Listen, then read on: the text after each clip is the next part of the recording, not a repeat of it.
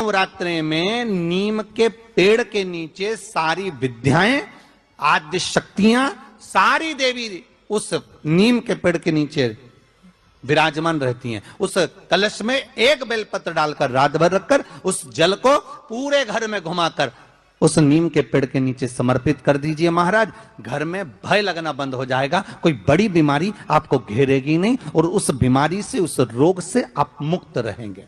उस बीमारी से, उस रोग से आप मुक्त पाएंगे। वो बीमारी आप जिनके घर में ज्यादा रोग हो, बीमारी हो, ज्यादा तकलीफें आ रही हो, कष्ट बढ़ रहा हो, बीमारियां बढ़ रही हो, या भय लग रहा हो, डर लग रहा हो, हृदय चित्त में कहीं ना कहीं आपको भय का भान हो रहा हो, तो एक लोटा पानी एक कलश में जल भर कर रख लीजिए और रात भर उसको रखे रहने दो। नवरात्र चल रहा है, उस कलश को रात भर रखकर सुबह सुबह उस कलश में एक बेलपत्र डालकर उस जल को नीम के पेड़ के नीचे, जहां चैत्री नवरात्रि में नीम के पेड़ के नीचे सारी विद्याएं, आद्य शक्तियां, सारी देवी उस नीम के पेड़ के नीचे विराजमान रहती हैं। उस कलश में एक बेलपत्र डालकर रात भर रखकर उस जल को पूरे घर में घुमाकर उस नीम के पेड़ के नीचे समर्पित कर दीजिए महाराज। घर में भय लगना बंद हो जाएगा, कोई बड़ी बीमारी आपको घेरेगी नहीं और उस बीमारी से, उस रोग से आप मुक्त रहेंगे। उस बीमारी से, उस रोग से आप मुक्त पाएंगे। वो बीमारी आपको घेर नहीं। कलश का महारानी जगदम्बा जगतधात्री दुर्गा भवानी अब की बार माताजी घोड़े पर आई है। तो घोड़े पर जो देवी जी आती है वो समृद्धि को देने वाली आती है, लक्ष्मी की वृद्धि करने वाली आती है। जैसी घोड़े की रफ्तार होती है उस रफ्तार से लक्ष्मी घर में आती है। तो ये मत सोचना कि कोरोना महामारी ने हमको नीचे गिरा दिया या कोरोना महामारी ने रोक दिया, कमाई के स्रोत रोक दिया, धन रोक दिया। चिंता मत करना, मेरी माँ जगत जननी दुर्गा भवानी अब की बार घोड़े पर आई है। साल भर में इतना धन दे देगी कि आपने पीछे के 4 साल में नहीं कमाया होगा, इतनी मेरी मां भंडार भर देगी। उस कलश पर आम के पल्लव शिव का वर है। किसका वर है ये? शंकर का। 11 आम के जो पत्ते जिस डाली में लगे होते हैं, वो डाली कोमल सी डाली, 11 टुकड़े महाराज एक कच्चे सूत से लपेटकर 11 बार उसका भाग, जब उसको लपेट लोगे इस तरह से इकट्ठा करके, आगे का जो भाग है 11 बार कच्चा सूत लपेटने के बाद जो भाग पीछे का, आगे का कोई भी हो, उसको शहद में डुबाकर शिव जी को समर्पित कर दो। किस जगह पर रखना है? अशोक सुंदरी वाली जगह। अशोक सुंदरी की जगह जानते हो आप लोग, पहले भी आपको बताया है, आज फिर आपको वर्णन कर दें। जैसे ये गोल जलाधारी है, ये शिवलिंग रखा है, ये 2 जहां से पानी बह रहा है बाबा के चरणारविंद, राइट में श्री गणेश जी का स्थान, लेफ्ट में कार्तिकेय का स्थान, बीच में अशोक सुंदरी की जगह। शंकर भगवान की 6 लड़कियां हैं।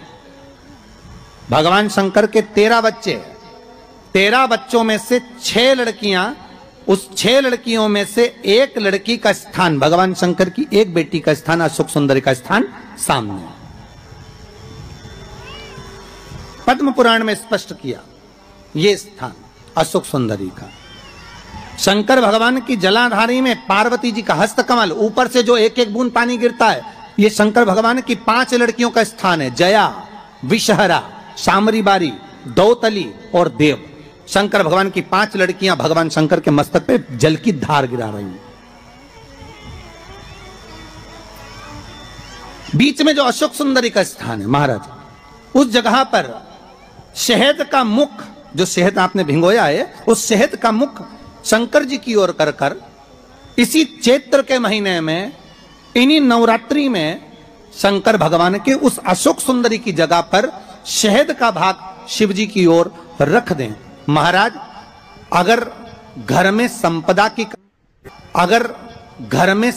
की कमी हो या कोई पैसा खा गया हो, रुपया नहीं दे रहा हो, पैसा अटक गया हो, तो उस शहद को शिव जी की ओर मुख कर उस आम के पल्लव की जो डंडी है उसको 11 डंडी को वहां रख दीजिए और उससे अपनी कामना कर कर आ जाइए। हो सके उस शहद में से थोड़ा सा शहद किसी रुमाल पर किसी कपड़े में लगाकर उसको रख लीजिए। जिस व्यक्ति से पैसे लेना है, जिस व्यक्ति से पैसे मांग रहे हो, उससे एक बार जाकर मिल लीजिए, एक बार उसको खबर कर दीजिए। बाबा चाहेगा भोलेनाथ तो नवरात्रि में ही पैसा वापिस आ जाएगा, अगर शिव कृपा कर दे। ये बाबा की करुणा। आम का पल्लव कोई साधारण नहीं जिसको कलश के ऊपर रखा जाता है, शिव की कृपा। जिस आम के पेड़ पर स्वयं कामदेव चढ़कर भगवान शंकर के तीसरे नेत्र द्वारा जलकर भस्म हो जाते हैं, वो आम का पेड़ साधारण नहीं हो सकता, सहज नहीं है। और वैसे भी शिव शिव है महाराज। सबसे पहली नवरात्रि का व्रत किसने किया? उत्तर दीजिए। सबसे पहला नवरात्रि का व्रत, नवरात्रि की उपासना सबसे पहले किसने करी थी? भगवान राम ने। अश्विन के नवरात्रि में भगवान राम ने 9 दिन तक कलश की स्थापना कर लंकाधिपति रावण को मारने के लिए मां जगत जननी की आराधना करी। भगवान राम ने मां जगत जननी की आराधना, मां जगदम्बा की आराधना। और कहते हैं मेरे राम ने प्रतिदिन मां आद्यशक्ति को निमंत्रण दिया और मां जगत जननी से विनती निवेदन कर कर कहा कि आपको प्रतिदिन आना पड़ेगा। इसलिए देवी भागवत में लिखा है कि नवरात्रि में एक दिन, जैसे प्रतिपदा है, पहला दिन है तो एक कन्या का पूजन करो, द्वितीया है तो 2 कन्या का पूजन करो, तृतीया है तो 3 कन्या का पूजन करो, चतुर्थी है तो 4 कन्या का पूजन करो, पंचमी है 5 कन्या का पूजन करो, छठ है 6 कन्या का पूजन करो, सप्तमी है 7 कन्या का पूजन करो, अष्टमी है 8 कन्या का पूजन करो, नवमी है, जम के बोलो, 9 कन्याओं का पूजन करो।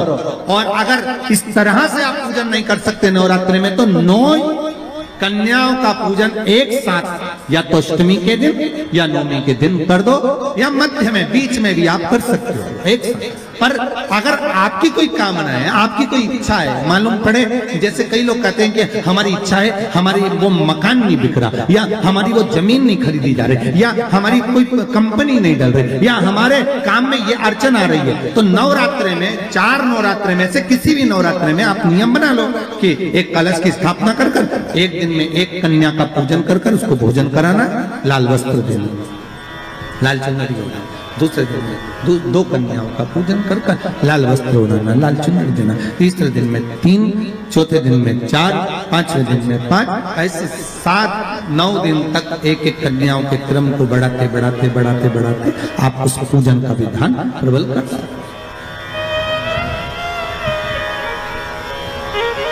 आज किसी का फोन था सुबह, तो कोई कह रहे थे कि हमें गुरुजी से बात कराओ, तो समीर जी ने बताया कि फोन आया था और वो बोल रहे थे कि हमें नवरात्रि में अगर मान लो कोई साधना करना हो तो कौन सी साधना करना चाहिए, हम किसकी आराधना करें? हम 9 दिन